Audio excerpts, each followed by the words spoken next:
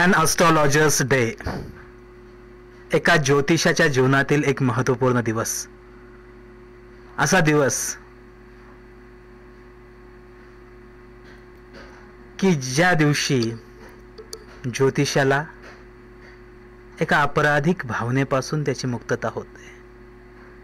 पास्टमध्ये त्याला वाटत असतं की ते एक खुनी आहे. ही गिल्टी फिलिंग, ही अपराधिक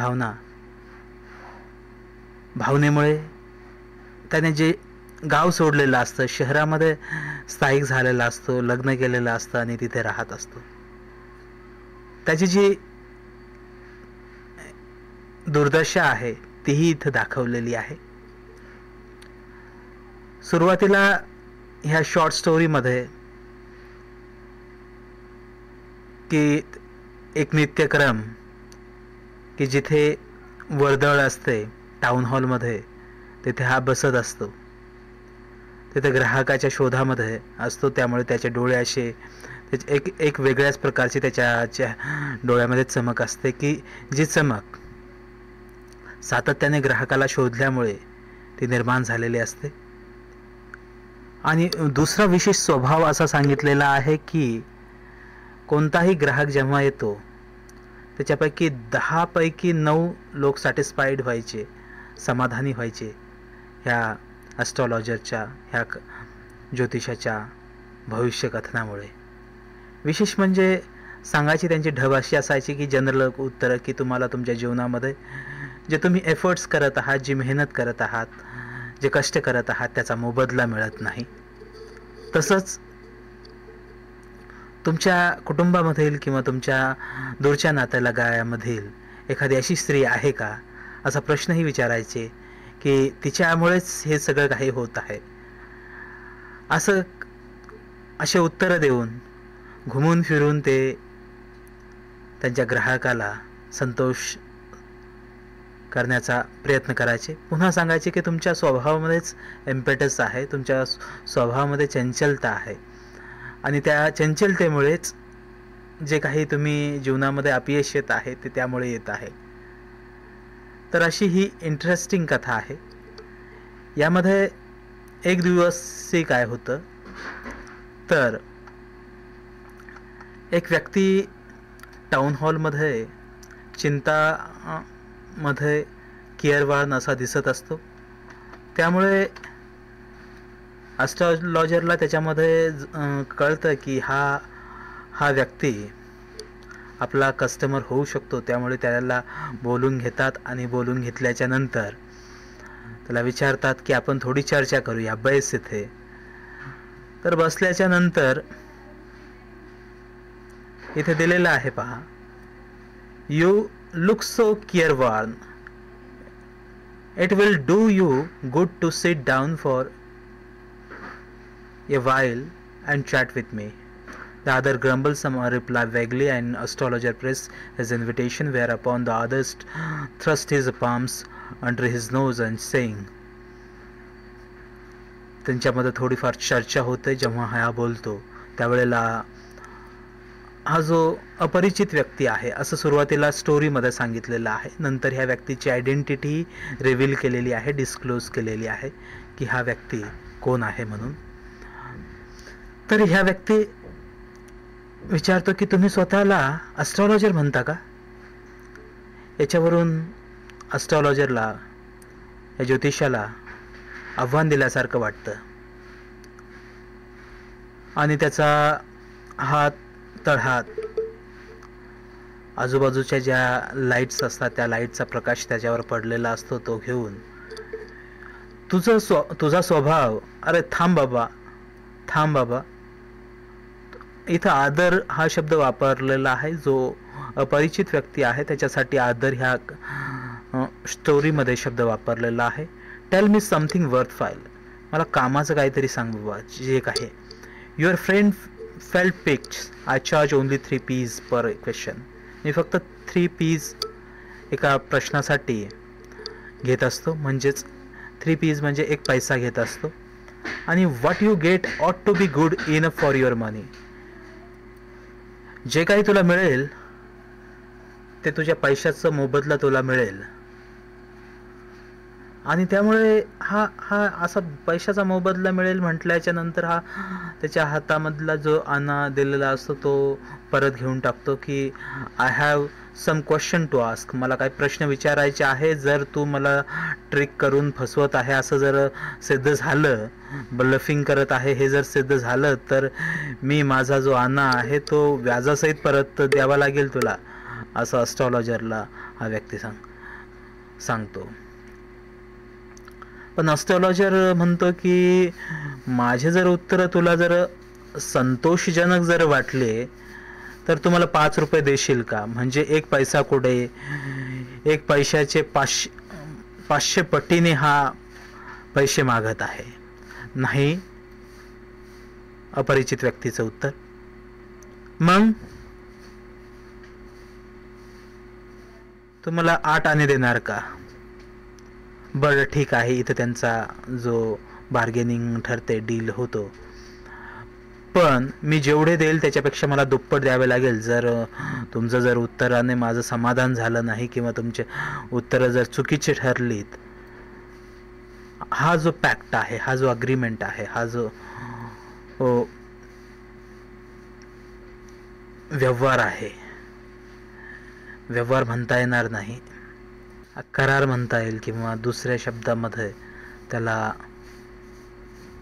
पॅक्टच म्हटलेलं योग्य आहे. की थोडीफार त्यांच्यामध्ये आर्ग्युमेंट होते, वादविवाद होतो आणि ते नंतर ॲस्ट्रॉलॉजर देवाला स्वर्गामध्ये प्रार्थना करत आहे असं दाखवतो. त्याच वेळेला हा जो अपरिचित व्यक्ती आहे तो चिलम पेटवतो. चिलम पेटवल्याच्या नंतर त्याच्या चिलम पेटवताना त्याच्या चेहऱ्यावरती मॅच लाईट आकाडीचा आणि त्याचा प्रकाशाच्या त्या चेहऱ्याच्या ग्लिम्स दिसतात. चेहरा हा ॲस्ट्रॉलॉजरच्या दृष्टिक्षेपास पडतो. तिथं आजूबाजूला आवाज असतो, क्राऊड असते, हे अगोदरच सांगितलेलं आहे. तो अपरिचित व्यक्ती तिथं बसलेला आहे. आता अपरिचितच आहे का हा? तर इथं आदर शब्द वापरलेला आहे, तर स्ट्रेंजर वापरलेला आहे कधी. आणि नंतर शेवटी त्याची आयडेंटिटी रिव्हील होते की शेवटी हे कोण असतात हे शेवटी कथेच्या शेवटी समजतं. सॅट रूथलेसली, असा रूथलेसली बसलेला असतो तिथे.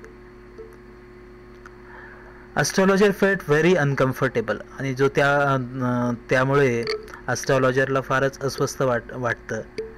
आणि तो म्हणतो की बुवा हे तुझे पैसे परत घे, मला अशा प्रकारच्या आव्हानाची सवय नाही आहे, मी त्याला यूज टू झालेलो नाही, मी अकस्टम्ड नाही, मला फार उशीर होत आहे. आणि तो त्याचे जे काही दुकान गुंडाळण्याच्या तयारीमध्ये असतो. त्यावेळेला हा दुसरा माणूस, ज्याला अपरिचित व्यक्ती किंवा दुसरा शब्द वापरलेला आहे, तो त्याचं मनगट पकडतो आणि म्हणतो की आता तू इथून जाऊ शकत नाही, तुम्हाला इथं बोलून घेतलं, मी जात होतो तेव्हा. त्यावेळेला ॲस्ट्रॉलॉजरच्या जे शरीर आहे ते ग्रीपमध्ये असं घट्ट पकडल्यामुळे तो थरथर कापत आहे. त्याचा आवाजामध्ये थरथरपणा आलेला आहे, शुक होत आहे आणि तो असा निस्तेज असा झालेला आहे, फेंट झालेला आहे. आजचे दिवस मला जाऊ दे, मी तुला उद्या बोलेल. पण तो दुसरा व्यक्ती आहे, तो त्याचा thrust his palm and his face and said, त्याचा हात आणि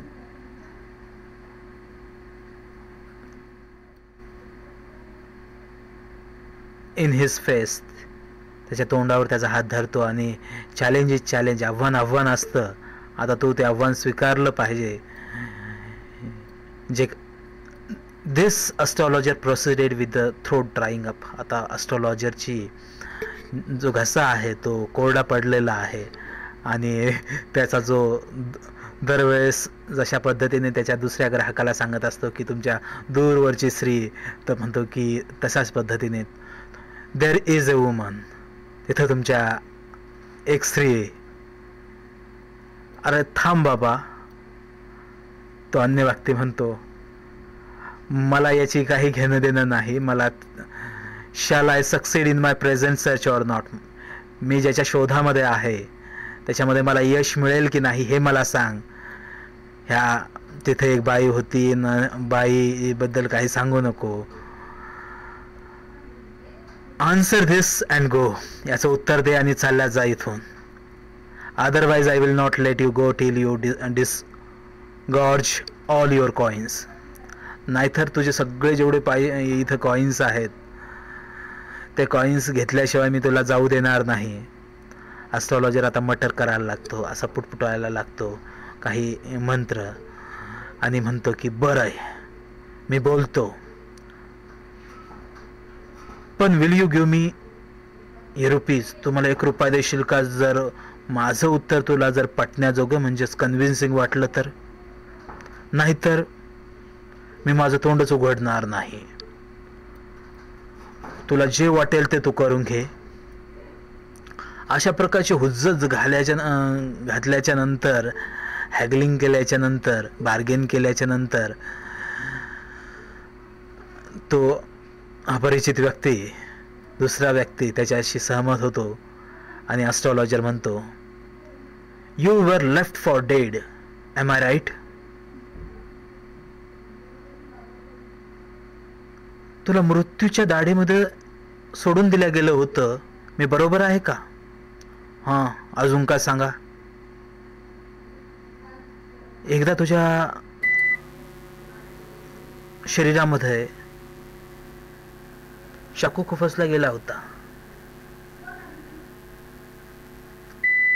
ॲस्ट्रॉलॉजर म्हणतो, गुड फेलो. अरे चांगला माणूस आहे बुवा. ही बियर्ड ही चेस्ट. तो त्याची छाती दाखवतो तो आणि जो वन आहे तो त्याला दाखवतो. अजून काय?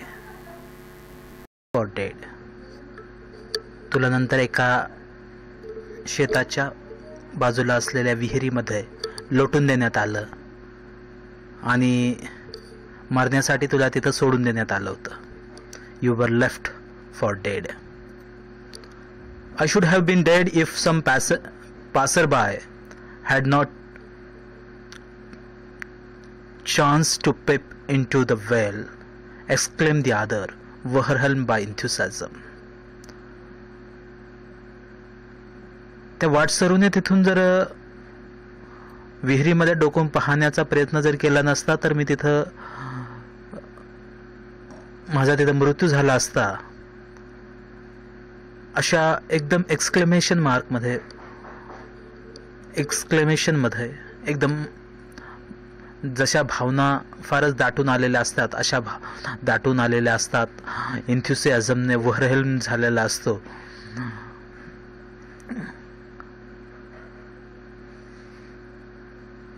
When shall I get at him? माझी त्याच्याशी कधी भेट होईल? तो व्यक्ती विचारतो, तो माणूस विचारतो. क्लेन्झिंग हिम फिस्ट. मोठीशी घट्ट करत. In next world. दुसऱ्या समोरच्या जगामध्ये. ॲस्ट्रॉलॉजर उत्तर देतो, तो 4 महिन्यापूर्वी त्याचा फार दूर एका शहरामध्ये त्याचा मृत्यू झाला. त्याला तो आता कधीही पाहू शकणार नाही. तो दुसरा माणूस म्हणजे तो व्यक्ती आता कुठत असतो हे ऐकून की त्याला ते ऐकायची इच्छा नसते, त्याला बदला घ्यायचा असतो. ॲस्ट्रॉलॉजर पुढे म्हणतो, गुरुनायक. तो व्यक्ती, अपरिचित व्यक्ती म्हणतो की तुम्हाला माझं नाव माहीत आहे? तो टेकन अबॅक होऊन जातो. तो सरप्राइज्ड होतो. त्याला आश्चर्य वाटतं, त्याला नवल वाटतं की बाबा कसं काय. As I know all other thing. मला अन्य सगळ्या गोष्टी माहीत आहे गुरुनायक. ऐक, काळजीपूर्वक ऐक. मला काय म्हणायचं आहे.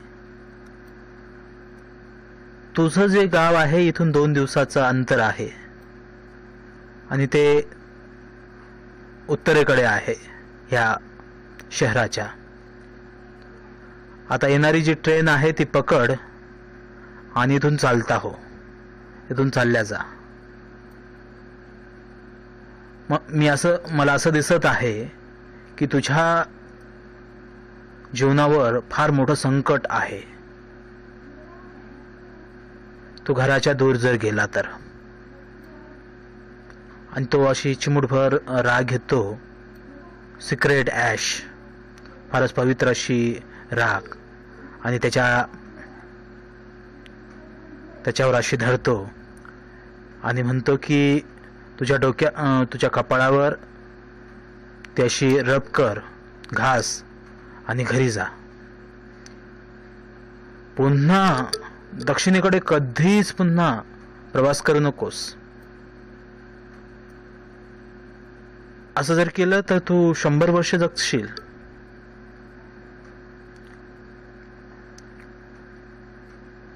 मी आता कशाला सोडू घर, तो माणूस म्हणतो रिफ्लेक्टिव्हली. आता मी जात आहे. आणि त्याच्याकडे पाहून, ॲस्ट्रॉलॉजरकडे पाहून तो माणूस म्हणतो, choke out his life and I met हिम.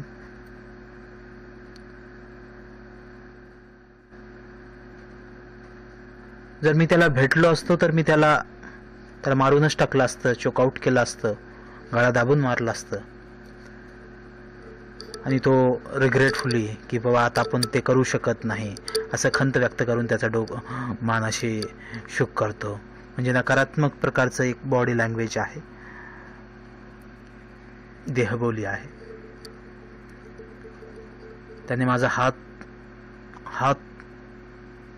माझ्या हातातून निसटला. He has escape my hand. आणि माझी अशी इच्छा आहे की जसं त्याने कार्य केलं त्याला त्याची शिक्षा मिळाली, त्याच्यासाठी तो डिझर्व करत होता. यस, ॲस्ट्रॉलॉजर म्हणतो बरोबर आहे. ॲस्ट्रॉलॉजर त्याला सांगतो की तो एका मोठ्या ट्रक खाली, लॉरी खाली, मोठ्या वाहनाखाली त्याचा चुराडा झाला होता. आणि तो अपरिचित व्यक्ती त्याला फार असा आनंद झाल्यासारखा हे ऐकून, एखाद्या ग्रॅटिफिकेशन आणि सॅटिस्फॅक्शन हे 2 शब्द वापरले जातात. ग्रॅटिफिकेशन म्हणजे की एखाद्या ज्या गोष्टीमध्ये अशा वाईट गोष्टीमध्ये जेव्हा समाधान मिळतं त्याला ग्रॅटिफाईड म्हणतात. आणि सॅटिस्फॅक्शन म्हणजे इतकं न्युअन्सेस नाहीत, परंतु ह्या 2च अर्थात. जसं होम आणि हाऊसमध्ये फरक आहे की होम म्हणजे संस्कारी घर आणि ज्या घरामध्ये मोठ्याचा सन्मान केला जात नाही असं हाऊस म्हणजे तशा प्रकारचं. तसं याच्या ग्रॅटिफिकेशन आणि सॅटिस्फॅक्शन, सॅटिस्फाय आणि ग्रॅटिफाय ह्या दोन्हीमध्ये असा फरक आहे. पण आपण काही व्होकॅब्युलरी पाहत नाही. The place was deserted by the time the astrologer picked up his article and put them into his bag. The green shaft was gone.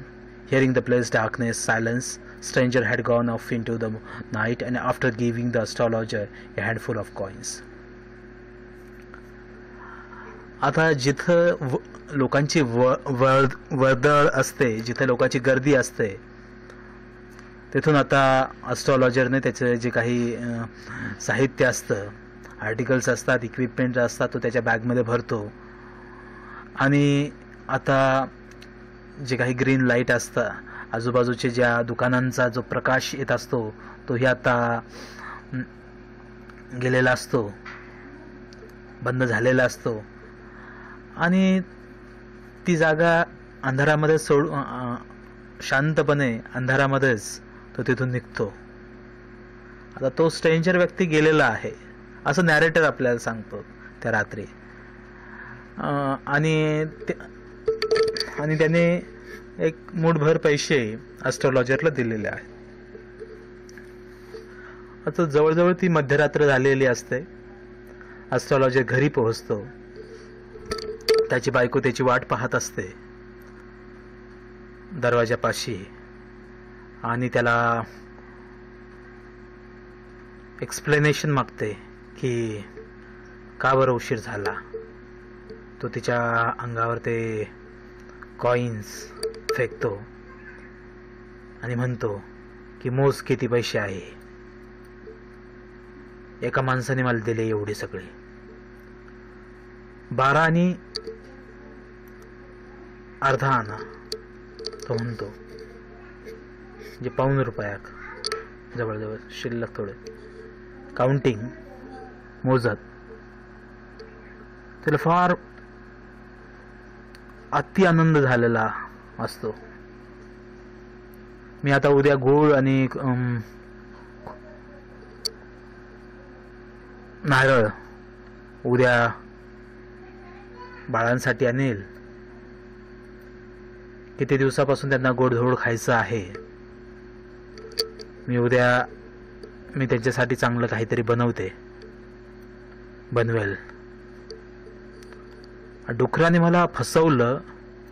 त्याने मला सांगितलं होतं की तो मला ₹1 देईल, ॲस्ट्रॉलॉजर म्हणतो.